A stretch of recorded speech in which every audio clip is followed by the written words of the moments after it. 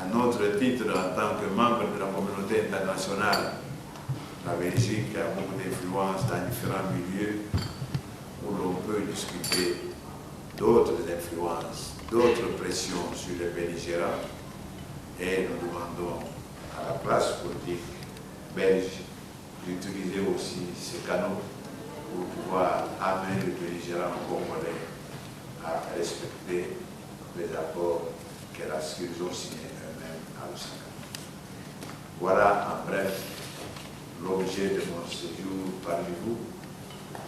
Et je vous remercie d'avance de l'attention que vous avez prêtée à mes propos. Et je suis à votre disposition pour éclairer l'un ou l'autre point sur lesquels l'auteur aurait voulu plus d'éclaircissement. Et je vous remercie très infiniment. Merci, M. Tshisekedi. C'était un message très clair, mais un message très clair qui, à mon avis, a suscité pas mal de questions parmi les membres des commissions régionales, les membres et la commission des affaires étrangères de la Chambre et la commission des affaires étrangères du Sénat. Donc, collègues, je vous demanderai de lever la main si vous voulez prendre la parole, M. Van den Einde.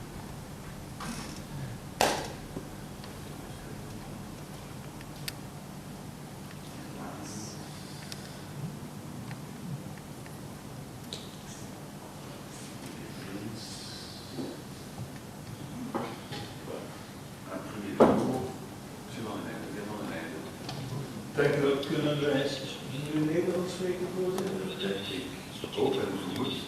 Oui, je vous entends par traduction, oui. Merci. Wel, à nouveau un message très clair, très direct. Voilà, secretaris. Ik had naar enkele vragen, voorzitter. Ik heb met aandacht geluisterd naar meneer Tshisekedi. En ik heb met aandacht geluisterd naar zijn kritiek op de voormalige dictatuur in zijn land, nu opnieuw Congo, toen nog Zaïre, en op de huidige situatie.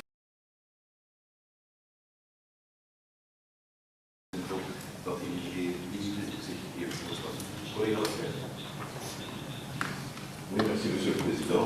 Jacques Lefebvre, vice-président de la Commission. Non, on va répondre à tout après.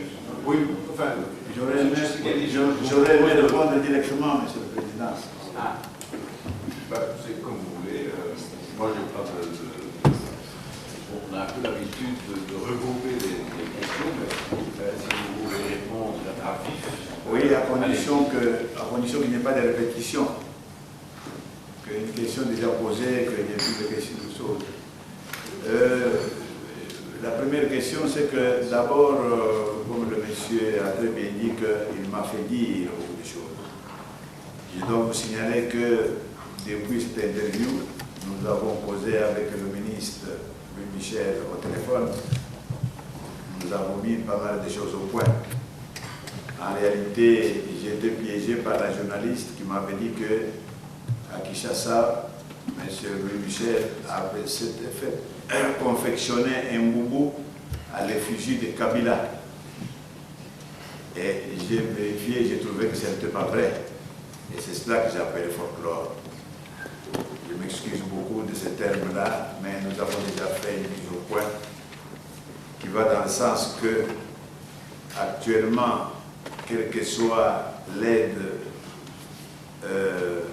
ponctuelle qu'on peut donner au peuple congolais en termes de produits alimentaires, en termes de produits pharmaceutiques, qu'on n'oublie jamais que cette aide-là est une goutte d'eau dans l'océan de la misère.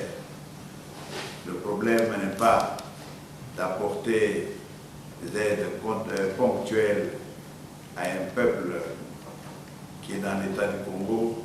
Le problème est que les Congolais, 40 ans après l'indépendance, ont constitué l'essentiel actuellement pour pouvoir faire fonctionner avec compétence un État de droit, un État démocratique. la Belgique, il y a d'ailleurs aidé aussi, parce que la Belgique était de ce pays qui avait financé la conférence nationale souveraine, laquelle avait mis effectivement sur pied un état de droit. Mais, je viens de vous dire, Mobutu avait ses raisons, il avait tout gâché. Mais Mobutu n'aime pas le Congo, il est parti, les Congolais sont là, sont suffisamment mûrs pour cela. Ce que nous demandons à la communauté internationale, c'est les aider tout simplement à avoir la paix pour qu'ils puissent eux-mêmes remettre sur pied les éléments constitutifs d'un état de droit et d'un état démocratique. Voilà, je crois que nous sommes d'accord avec le ministre Louis Michel là-dessus, que la vraie aide ne doit pas consister en envoi ponctuel de produits pharmaceutiques et de produits alimentaires. Pour la deuxième question, le rôle qu'avait joué le Rwanda et le Burundi, j'espère que vous avez tous suivi en réalité la raison, la vraie raison pour laquelle il y a eu guerre de l'Est. C'était très simple. Quand il y a eu fuite au Congo des éléments interamouins et phares, donc les anciens armées d'Abiyarimana au Congo, d'après la réglementation internationale, quand les gens pareils fuient, entrent dans votre pays, fuient leur pays, la première des choses qu'il fallait faire, il fallait les désarmer. La deuxième chose que la réglementation internationale imposait, il fallait le placer à un minimum de 150 km de la frontière commune. Or, qu'est-ce qu'a fait M. Mobutu? Les éléments d'interamouin et les phares qui sont entrés chez lui, il les a placés à quelques 3 ou 4 km de la frontière commune. Conséquence, ces gens-là faisaient des incursions dans leur propre pays pour y inquiéter, y perturber la sécurité. Je ne sais pas si, j'ai tellement parlé que je ne sais pas si c'est ici que je l'ai dit, que chez nous, il y avait soi-disant un chef de l'État, mais il n'y avait pas d'État au Congo. L'État dont les Congolais n'existaient pas. C'est ainsi que les autorités rwandaises se sont vues seules, obligées à se défendre devant ces dangers-là. Or, s'ils avaient organisé, étant donné l'importance des troupes devenues ennemies qui étaient sur le sol congolais, il n'y avait que l'armée régulière rwandaise qui pouvait venir de ces forces-là. Or, s'il a engagé publiquement l'armée rwandaise, régulière rwandaise, bien sûr, il allait être accusé, comme maintenant on l'accuse, d'agression. Voilà pourquoi il a pu créer ce fameux Kabila. Et il lui a confié ses troupes. Et il a créé au début des troubles entre ces troupes-là et le Banyamulenge, c'est-à-dire le Congolais dont on conteste l'origine, pour pouvoir présenter à l'opinion internationale que les quelques troubles qui se passent à l'Est dont on parle, c'est une affaire entre Congolais, alors qu'en réalité, c'était son armée régulière qui réglait les comptes aux interamouins et autres phares. Mais Kagame avait conscience que c'est Mobutu qui faisait ça pour peut-être les déstabiliser. C'est ainsi que, outre le camp de réfugiés, où justement les éléments de phare et autres s'étaient réfugiés pour pouvoir bénéficier de la nourriture de l'ONU, outre cela, Kagame a engagé effectivement des combats simplement pour avoir avec l'envie d'affaiblir Mobutu avec l'armée régulière de Mobutu. Mais il a pu remarquer que, en termes d'armée régulière, il n'y en avait pas une. Tous les militaires de Mobutu étaient tout le temps partout en fuite et en débandade, c'est alors que, et avec Kabila, l'idée de revenu de pousser chaque jour de plus en plus loin, jusqu'au moment où Mobutu résisterait. Ils ont vu qu'ils sont arrivés jusqu'à Kinshasa sans résistance parable. C'est ça la véritable cause de la lutte. C'était l'insécurité qui régnait au Rwanda à cause des intérêts, et c'est à cause de cela que le Rwanda était engagé dans la guerre congolaise. Merci, M. Tshisekedi. Je propose de passer la parole à M. Lefebvre. Merci, Monsieur le Président. Donc, Jacques Lefebvre, député démocrate chrétien et vice-président de la commission de la Chambre. Alors, je vais poser très brièvement, d'abord de remercier d'être parmi nous cet après-midi. Je crois que pour nous, en tout cas, nous apprenons beaucoup de choses. Je vais vous poser brièvement 6 questions. 1. Où en est le processus de consultation nationale? Où est-ce qu'il en est maintenant, ce processus? 2. Quel rôle peut jouer M. Maziré, qui est le facilitateur dans la recherche de la paix au Congo? 3. Que pensez-vous d'un envoyé belge dans les Grands Lacs, à côté d'un envoyé européen? Est-ce qu'il peut jouer un rôle? 5. Quel rôle peuvent jouer actuellement les partis politiques au Congo? Est-ce qu'ils sont tout à fait ignorés par le pouvoir, ou quel rôle peuvent-ils jouer? 6. Et ça nous concerne plus directement, que pensez-vous de la création en Belgique, ici, d'une commission d'enquête parlementaire belge sur les circonstances de la mort de M. Lumumba? Est-ce qu'une telle commission pourrait recréer des liens plus solidaires entre le Congo et la Belgique? Et enfin, dernière question, à votre avis, quel est l'impact que peut avoir le voyage de notre ministre des Affaires étrangères sur la situation au Congo? Très bien, C'est comme ça que je connais mon vice-président. C'est court, c'est le processus de consultation nationale, c'est une de ces initiatives multiples que M. Kabila prend, mais qui n'existe que pour lui. Vous avez vu d'ailleurs que ce sont des gens qui l'avaient manipulé, des gens de l'Église qui l'avaient manipulé et qui l'avaient financé. Vous avez vu ce qu'il en a fait. Quand finalement ils ont présenté leur résolution, il les a refusés. Donc je vous demande vraiment de ne pas perdre votre temps à poser cette question-là. Ça n'intéressait que Kabila seul, ça n'intéressait aucun homme politique congolais. Le rôle de Massiré, comme ça dit, c'est un rôle de facilitateur. Il a fait une première tournée au Congo, où il a rencontré les hommes politiques. Mais à ce moment-là, justement, je me trouvais en Afrique du Sud. Il s'est donné la peine de passer aussi me rencontrer. Je vois que ce premier rôle, c'était un rôle, il me semblait, où il voulait simplement écouter les acteurs de la politique congolaise. Mais je ne sais pas maintenant, parce que j'ai appris après qu'il a passé par Kinshasa. Kabila lui a réservé un très mauvais accueil. J'ignore maintenant ce qu'il compte faire.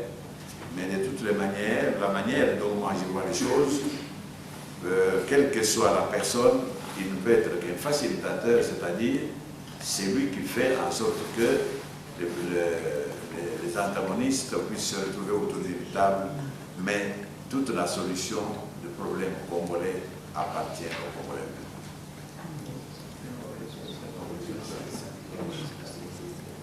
Bon, un envoi spécial, en fait, ce que je viens de vous demander, c'est les efforts que doit faire chaque pays, particulièrement un pays comme la Belgique, pour apporter sa contribution à ce que les accords de Lusaka soient non seulement respectés, mais appliqués.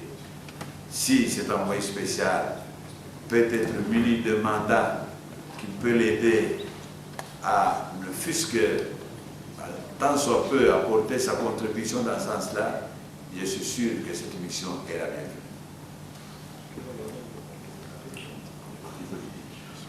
Le parti politique chez nous, très heureusement, c'est pour ça que je me permets de parler de l'intérieur sans problème. Nous étions organisés d'abord en opposition opposition contre Mobutu et puis contre Kabila.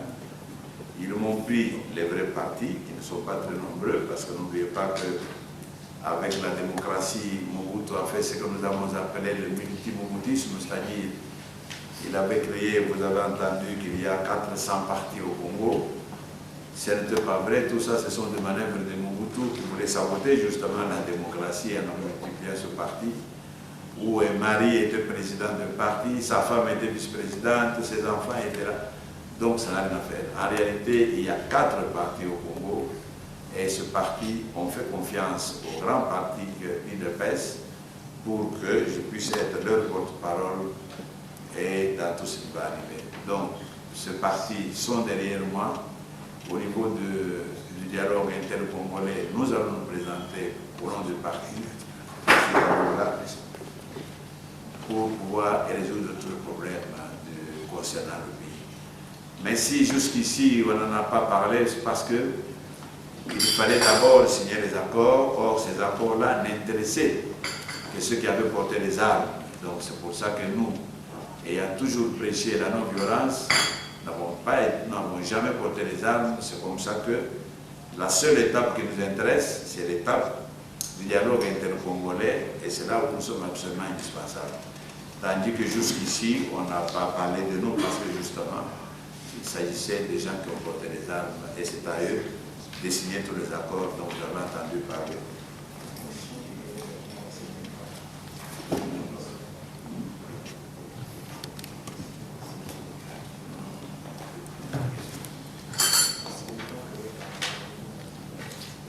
Oui, mais la commission qui a été créée par la Porte de Mumba, j'étais encore en voyage, mais j'ai pu apprendre que c'était autour d'un livre qui mettait en cause le gouvernement belge dans la mort de Lumumba.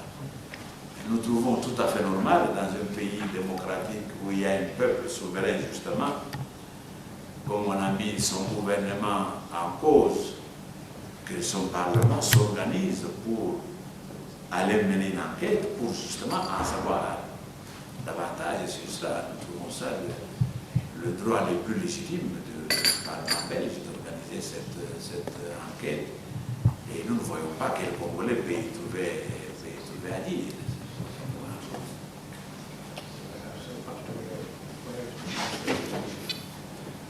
Oui, l'impact, justement, ayant corrigé ce que nous avons à corriger, dans la mesure où effectivement le ministre m'a rassuré qu'il n'avait fait que répéter à Kabila le respect qu'il fallait des accords de Lusaka, que la Belgique était engagée dans ces accords, moi je crois que c'est un apport. C'est un apport que j'encourage, que je viens d'ailleurs demander qu'il soit au niveau de toute la classe politique, que je l'ai dit ici, je crois, que sur ce plan-là, il s'agit réellement d'un pays, d'un peuple en danger. Je vais demander à la classe politique belge si elle pouvait, sur ce dossier congolais, taire ses sensibilités idéologiques pour tenir un seul langage. C'est tout ce qu'il faut faire pour amener le belligérant à respecter les cessez-le-feu et appliquer ces accords de Lusaka. Et ça, au contraire, ça me fait plaisir et je demande encore, une fois de plus, j'encourage plutôt le gouvernement belge, c'est pour cela que je suis venu ici, pour qu'il aille davantage dans ce sens-là.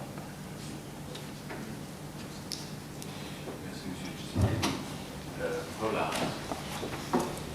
Dank u voorzitter. Meneer Tshisekedi, ik ben Leen Manens, lid van de commissie. Lid van de commissie Buitenlandse Zaken voor de ARF-ECOWAS.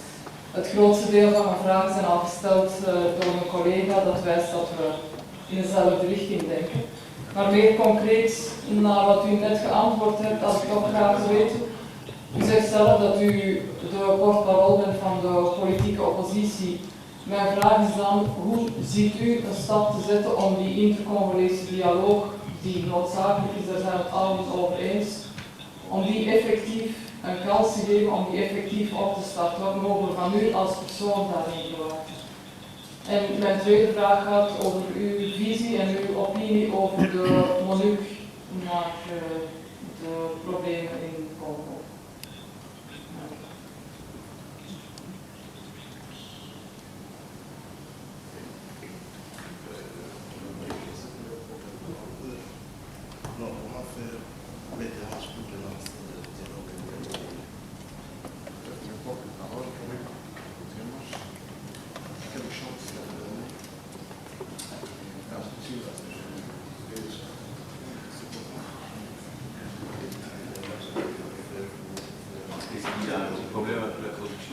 D'abord, au moment où je vous parle, je crois,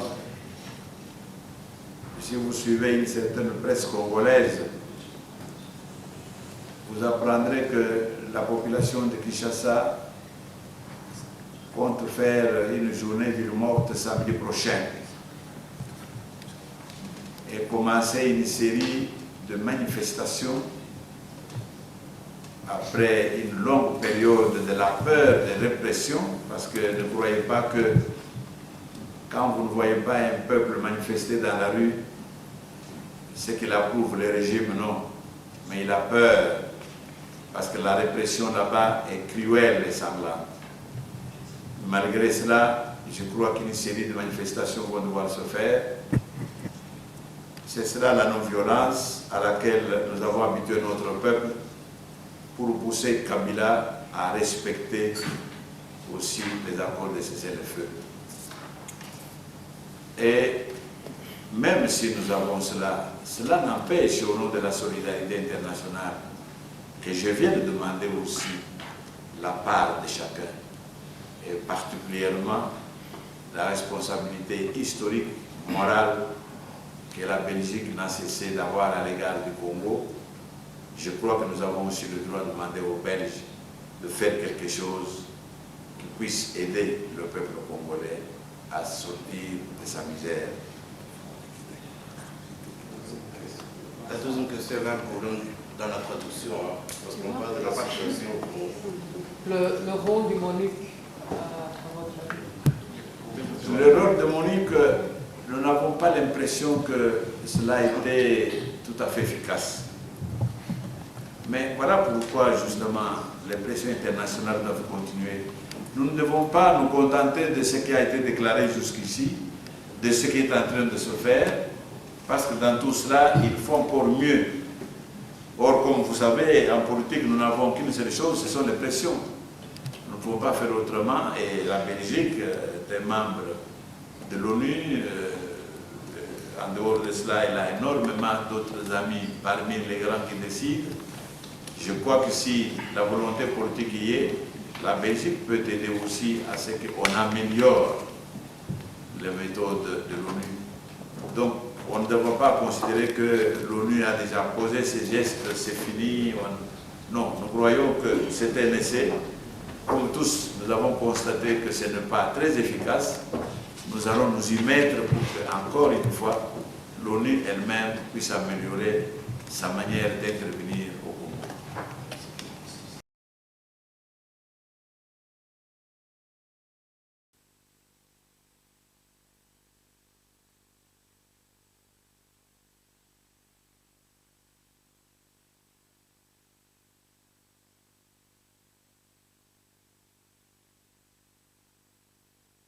Députés, donc notre séance est ouverte et nous avons le plaisir d'accueillir parmi nous l'abbé Malou Malou, qui est président de la commission électorale indépendante au Congo et qui donc, vous en mesurez pleinement l'importance, joue un rôle évidemment primordial dans la conjoncture politique qui est celle d'un grand pays qui est amené à organiser pour la première fois depuis très longtemps des élections démocratiques pour l'élection d'un président et d'un parlement. Je rappelle que 2 décisions importantes sont déjà tombées, puisque les 19 et 20 décembre, ce fut d'abord le référendum sur un projet de constitution et que 25 millions d'électeurs avaient été enregistrés, ce qui est une performance tout à fait exceptionnelle et qui témoigne, il faut tout de même le dire, on ne mesure pas toujours suffisamment l'importance de la chose, de l'effort colossal qui a été entrepris pour mener à bien ce genre d'opération. Je rappelle aussi que le 9 mars, c'est-à-dire il y a très peu de temps, on a assisté à la promulgation de la loi électorale à l'initiative de la Commission électorale indépendante. Et nous avons donc le grand honneur d'accueillir parmi nous le président de la Commission qui est accompagné d'un certain nombre de personnalités congolaises. Pardon? Aan de aanwezige senatoren van de Commissie Buitenlandse Zaken wil ik informeren dat de vergadering van 11:15 zal plaatsvinden onmiddellijk na deze bijeenkomst. Dus we kunnen rustig praten. En ook namens de Senaat wil ik Abbé Malou welkom heten. Ce n'est pas la première fois, il y a traduction, c'est pas la première fois qu'il vient au Sénat, dus het is bijna een goede vriend geworden, dus wij zullen nog met veel aandacht luisteren wat hij vandaag ons kan vertellen. Trouwens, de krant van vandaag. Avant toute chose, je voudrais vous remercier pour cette occasion que vous nous donnez de pouvoir échanger sur le processus électoral en République démocratique du Congo. Et je voudrais saisir cette occasion pour réitérer nos remerciements au gouvernement belge et à toute la communauté internationale qui soutiennent le processus électoral en République démocratique du Congo. Comme vous le savez, c'est l'Union européenne et les pays membres de l'Union européenne qui constituent les bailleurs les plus importants et qui nous ont permis aussi d'avoir de la part des Nations Unies une assistance technique, matérielle et financière importante. Mais aussi, comme vous le savez, nous sommes dans un processus qui entre dans sa phase électorale.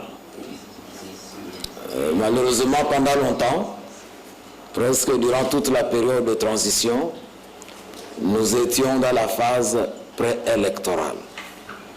Et dans cette phase préélectorale, nous avions d'abord le grand défi, évidemment, d'organiser la commission elle-même, ce qui avait pris beaucoup de temps, puisque la loi qui organise la commission, qui devait être promulguée en septembre 2003, n'a été promulguée qu'en juin 2004. C'est presque donc toute une année déjà qui était perdue. Mais on doit aussi saluer le travail qui a été fait au sein de l'Assemblée nationale et du Sénat en République démocratique du Congo, puisque malgré le retard, il y a eu plusieurs lois essentielles au processus électoral qui ont été élaborées et promulguées. En ce stade, quand on regarde l'élaboration des textes législatifs, on sait que l'essentiel des textes maintenant ont été promulgués. Pour le moment, il reste un texte qu'on évoque souvent, mais qui n'a pas été mis à l'agenda politique. C'est la loi sur le financement public des partis politiques. Évidemment, nous avons fait savoir aux partis politiques eux-mêmes dans le cadre du forum que nous organisons régulièrement, que ça serait très important qu'ils participent même à l'élaboration d'une telle loi. Mais vous devez savoir aussi que cette loi n'est pas facile à élaborer. Si on sait que la loi sur les partis politiques permet la création presque permanente de partis politiques et que jusqu'à présent, le ministère de l'Intérieur a déjà reconnu 273 partis politiques. Alors, évidemment, si on évoque la loi sur le financement public des partis politiques et on reporte cela au nombre de partis politiques déjà reconnus, on sait qu'on ne peut se diriger que vers un remboursement sur base des résultats des élections. Donc, on ne peut pas évidemment s'orienter vers un financement avant les élections, puisque ça serait un simple guichet ouvert, qu'on aurait du mal à refermer. Nous en sommes en train de réunir la documentation à ce sujet et nous avons décidé donc de consacrer le prochain forum de partis politiques à cette question donc du financement public des partis politiques, qui pose l'autre problème aussi de l'utilisation des ressources publiques à des fins partisanes. Et en période électorale, évidemment, c'est une question importante. D'un point de vue aussi de l'organisation, il faut savoir que longtemps, la commission électorale indépendante avait été confinée à une organisation au niveau national et au niveau provincial. C'est finalement lorsque nous avons donc initié l'opération d'identification et d'enrôlement des électeurs que le gouvernement et la communauté internationale ont compris le bien fondé de pouvoir établir la commission sur l'ensemble du territoire national.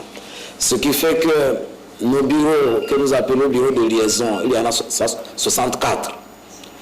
Et nos bureaux relais à chaque chef-lieu de territoire, donc dans les 145 chefs-lieux de territoire, ont été tardivement installés. Et nous travaillons maintenant au renforcement des capacités de ces bureaux. Ce qui fait que la première opération, comme scrutin, donc le référendum constitutionnel, nous l'avons organisé avec une certaine centralisation donc, du travail parce qu'on ne pouvait pas déjà décentraliser ce travail-là. Maintenant, l'option qui a été prise, c'est une option de décentralisation donc, de ce travail. Nous allons par exemple maintenant organiser la centralisation des résultats en 64 lieux correspondant aux 64 bureaux de liaison. Et l'étape qui a été la plus importante, mais aussi la plus difficile à mener, a été sans aucun doute l'opération d'identification et d'enrôlement des électeurs. Cette opération, nous avons décidé qu'elle soit une opération tournante. Donc, on a commencé à Kinshasa, on a fini au Bas-Congo et au Bandungu et à l'Équateur. Et la loi portant identification et enrôlement des électeurs indique clairement que c'est une obligation personnelle. Donc, c'est chaque Congolaise et Congolais qui devait évidemment aller se faire enregistrer, mais aussi avait indiqué évidemment que cela doit se faire au pays et non pas à l'étranger. Ce qui a posé beaucoup de problèmes à nos compatriotes qui vivent à l'étranger, mais il faut savoir aussi que l'organisation du vote à l'étranger n'est pas toujours facile quand on n'a pas encore maîtrisé le fichier électoral. Donc ça pose évidemment un certain nombre de problèmes, mais le résultat obtenu de 25 712 552 électeurs inscrits a ouvert en fait la voie aux scrutins électoraux eux-mêmes. Et actuellement, après la promulgation de la loi électorale, sur base évidemment de la promulgation de la nouvelle constitution, après le référendum constitutionnel, vous vous rappelez que ce référendum a eu comme sanction 84,31% de suffrages valablement exprimés, donc ont répondu oui à ce référendum constitutionnel. 15,69 ont répondu non, et il y a eu environ 750 000 bulletins nuls. Autour de ce référendum, un certain nombre de défis ont été évidemment signalés, et la Commission électorale indépendante a procédé à des évaluations provinciales du travail d'enregistrement des électeurs et du référendum constitutionnel. Qu'est-ce qui se dégage un peu des opérations que nous avons déjà pu mener et de la préparation des échéances prochaines? En premier lieu, comme vous le savez, le plus grand défi, c'est le défi du calendrier électoral lui-même. Nous sommes à la fin de la période de transition qui doit se terminer au 30 juin 2006. Normalement donc, au 30 juin 2006, l'on devait nécessairement évidemment avoir achevé l'organisation des élections. Il se fait que la loi électorale a été élaborée tardivement et qu'il faut évidemment établir un calendrier réaliste. Mais je voudrais vite souligner que même si évidemment c'est un calendrier qui doit être contraignant pour mettre la pression sur tous les acteurs et ne pas lâcher prise, au 30 juin 2006, il n'y a pas de vide juridique en République démocratique du Congo. L'article 222 de la nouvelle constitution indique clairement qu'évidemment les institutions de la transition restent jusqu'à l'émergence de nouvelles institutions.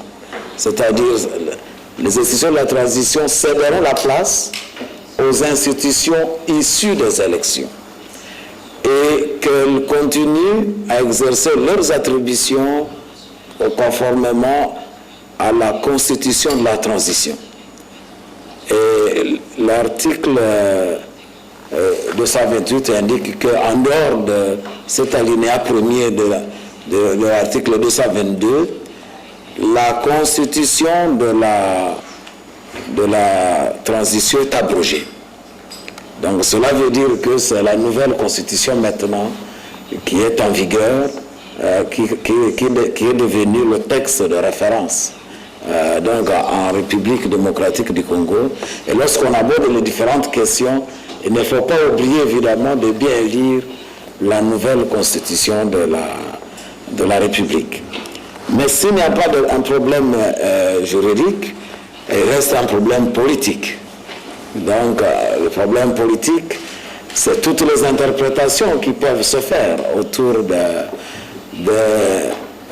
la volonté réelle politique des dirigeants actuels de mener le processus jusqu'au bout. C'est la vulgarisation qui doit se faire pour que tout le monde puisse évidemment bien comprendre les règles du jeu électoral. Donc c'est l'ensemble un peu de considérations qui entraînent et un problème de vulgarisation et un problème de concertation permanente avec les acteurs sociaux et les acteurs politiques. C'est la raison pour laquelle d'ailleurs, avant de fixer le calendrier électoral, la commission électorale indépendante avait réuni les partis politiques pour leur expliquer les exigences de l'établissement du calendrier électoral et avait organisé aussi un forum de la société civile qui a réuni aussi bien les confessions religieuses, les syndicats, les ONG et les groupes socio-professionnels.